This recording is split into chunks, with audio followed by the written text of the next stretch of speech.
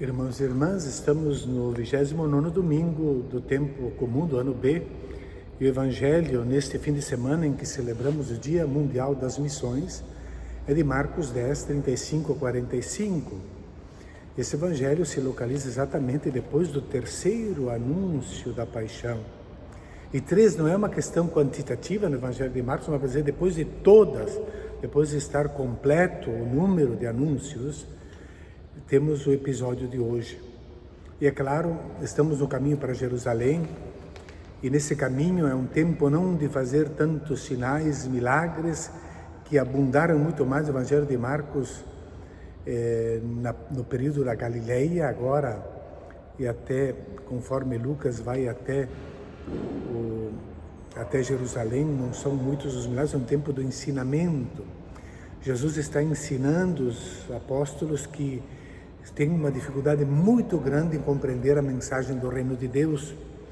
Então, depois deste terceiro anúncio que descreveu e desenhou para eles o que vai acontecer com o Filho do Homem, eles ainda não compreenderam. Depois do segundo anúncio, ainda estão discutindo quem deles é o maior. E depois desse terceiro anúncio, nós temos então o pedido de Tiago e João, filhos de Zebedeu, que pedem para estar um à direita e outro à esquerda de Jesus, quando ele entrar na sua glória. É claro que a glória no Evangelho de Marcos agora corresponde e significa a mesma coisa que o reino, quando entrares no teu reino. E ali temos essa dimensão do poder temporal, de usufruir deste lustro, do bem-estar, do prestígio, da possibilidade de satisfazer-se a si mesmo. É isso que essa vanglória do poder parece oferecer como instinto, como insinuação dos desejos de Satanás, conforme as tentações de Jesus no próprio Evangelho de Marcos, de Mateus ou de Lucas. Eles estão procurando a sua própria glória ou vanglória. É claro que depois desse anúncio nós temos aqui um elenco, terceiro anúncio, um elenco com 6 verbos sobre aquilo que vai acontecer com Jesus, e Marcos explicita quem é que vai fazer todos esses males.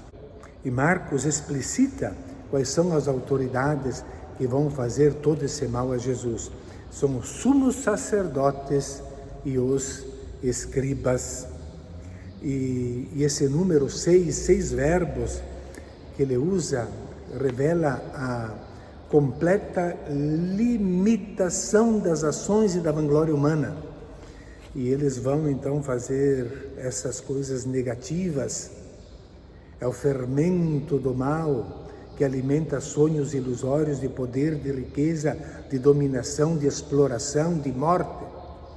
Eles vão, nesses 6 verbos, expressar o que é a tentação de um homem, de um ser humano desfigurado, não mais a imagem de Cristo que vai para Jerusalém para dar a vida. Ao contrário, esses sumos sacerdotes e escribas, sumos sacerdotes e escribas, o condenarão à morte, entregarão aos pagãos, vão caçoar dele, cuspir, torturar e matar.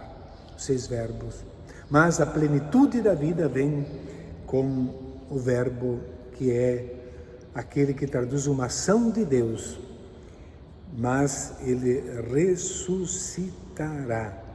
A glória de Jesus é ir até o fim no amor e na fidelidade, porque Deus vai dar-lhe a ressurreição.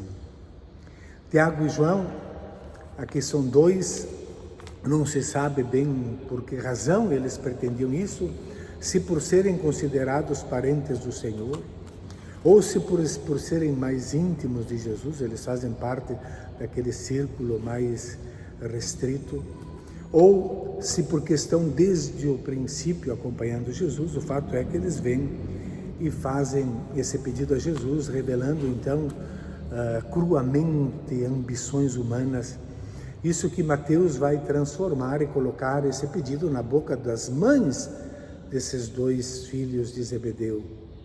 Mas são eles aqui mesmos que pedem, um à direita e outro à esquerda, no império, nos reinos, lugar de prestígio, de honra, de poder, de participar do governo.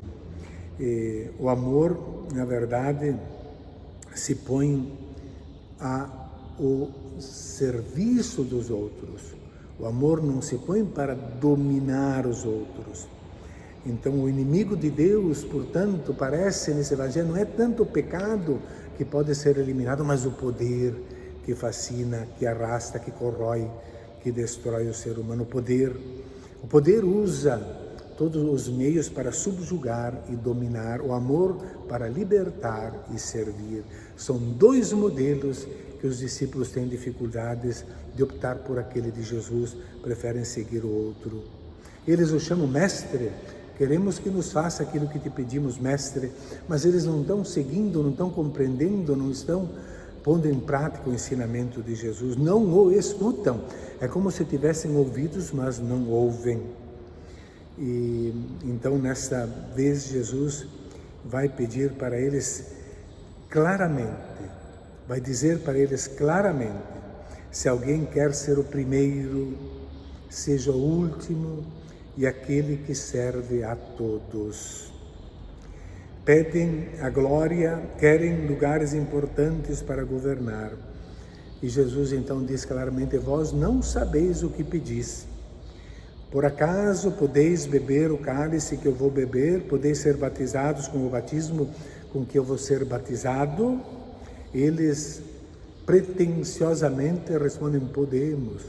E Jesus confirma: de fato, vocês irão beber do cálice e ser imersos no mesmo batismo, mas o lugar à direita ou à esquerda compete, é o Pai quem dá para aqueles que foi preparado, disse Jesus. Eles, então, beberam do cálice. O cálice com vinho, na Bíblia, tem dois significados. Pode ser aquele da alegria, da festa, mas também pode ser o cálice da amargura, da tristeza e da morte. É nesse sentido que Jesus, na sua agonia, vai dizer: Pai, afasta de mim este cálice. Participar, beber do mesmo cálice é beber do mesmo destino, do mesmo futuro sombrio, terrível, da escuridão e da morte. Nesse sentido, podemos, o batismo, entendido não como um rito religioso, mas como imersão, serem imersos no mesmo sofrimento, na mesma doação, na mesma perseguição, até dar a vida. E o lugar à direita e à esquerda vai ser dado para quem foi preparado, aqueles que não vão desistir de Jesus, porque desses 12, nós vamos ver que logo em seguida, Marcos vai registrar: todos o abandonaram, não o acompanharam, não carregaram sua cruz e seguiram Jesus. Esse Evangelho nos abre então nesse desafio para seguirmos Jesus. A ambição que anima Tiago e João é uma ambição que vai permanecer sempre na comunidade cristã. E vamos ver em seguida que os 10, e Marcos cita os 10, não precisava citar 10, poderia dizer os outros, mas citou 10, porque 2 fizeram esse pedido, os outros 10 ficaram indignados. Essa indignação não é pela pretensão, ou porque os 2 não tinham compreendido a proposta de Jesus, mas é por inveja, ou por emulação, ou por competição para serem mais do que eles. E esses 2 contra 10 e 10 contra 2 nos remonta para aquela memória depois de Salomão, quando 10 tribos rejeitaram seguir Roboão e elegeram Jeroboão como rei de Israel. A ambição causa divisão e leva para a destruição e a morte do reino. Assim será a comunidade cristã, com essa divisão pela ambição, será destruída, dividida e irá para a morte. Então Jesus, depois disso, chamou os 12 e disse, eles estão perto fisicamente, mas parece que estão distantes no pensamento. Chamou os 12, vós sabeis que os que se consideram chefes das nações as oprimem e os grandes as tiranizam. Interessante aqui, porque Jesus não diz os que são, mas usa aqui o verbo, exatamente o verbo doquel. Se pretendem, se consideram. Jesus não nos considera chefes das nações, né? E as oprimem e tiranizam, porque por 3 vezes Jesus então vai repetir, mas entre vós não será assim, não deve ser assim. Quem quer ser grande, seja o servo.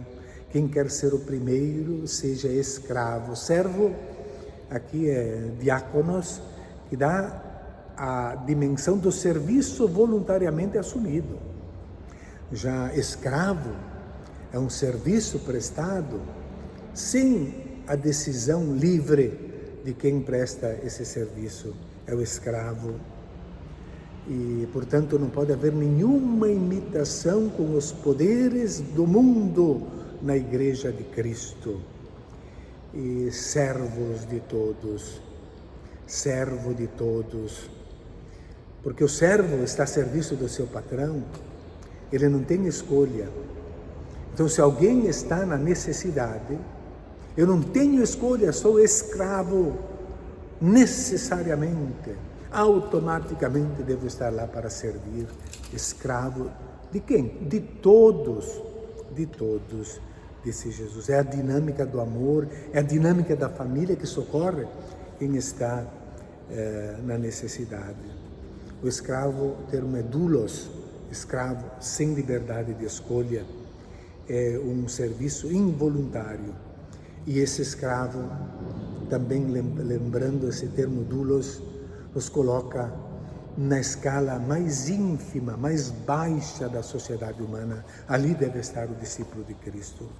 Porque o Filho do Homem não veio para ser servido, mas para servir e dar a sua vida em resgate por muitos. Como Jesus, Deus não pede para ser servido. E todas as religiões vão trabalhar nisso, Deus deve ser servido, mas não é o Evangelho de Jesus. Deus não quer ser servido, mas Ele coloca-se a serviço dos homens. Assim, quem segue de Jesus, toma a sua cruz, o segue e serve a vida daqueles que precisam. Para a comunhão com esse Deus, não pode haver senão um serviço exercitado por amor. Então, meus irmãos, o cardeal Ravasi, num comentário, ele vai dizer, em síntese, as conclusões desse Evangelho para nós hoje, para a igreja de hoje. Todas as vezes que um discípulo opta pela parte do poder e da opressão, é como se traísse seu mestre, vendendo-o a quem assassina e humilha. Todas as vezes que um discípulo, sobre quem repousa uma responsabilidade ou algum encargo, se transforma em um príncipe orgulhoso e egoísta, ele destrói a Igreja de Deus, reduzindo-a a uma organização sociopolítica. Todas as vezes que a comunidade cristã se deixa tentar pela força, pelo fascínio do poder, pelo triunfo das estruturas, é como se voltasse a ser pagã, inserindo-se na lista dos dominadores deste mundo que não conhecem a sabedoria de Deus, conforme Paulo, 1 Coríntios 2,8. Cristo, conclui o cardeal, está no meio de nós como servo, pronto a realizar aquilo que no Antigo Testamento não era permitido obrigar nem mesmo um escravo a fazer, lavar os pés de um outro. É o que Jesus faz. Como eu fiz, fazei também vós. E Enzo Bianchi também, comentando esse evangelho, ele diz: na igreja não existem príncipes senão depois do sofrimento e da morte, feitos por Deus e não feitos por si mesmos, tramando o reconhecimento como os homens mundanos. Um bom domingo a todos.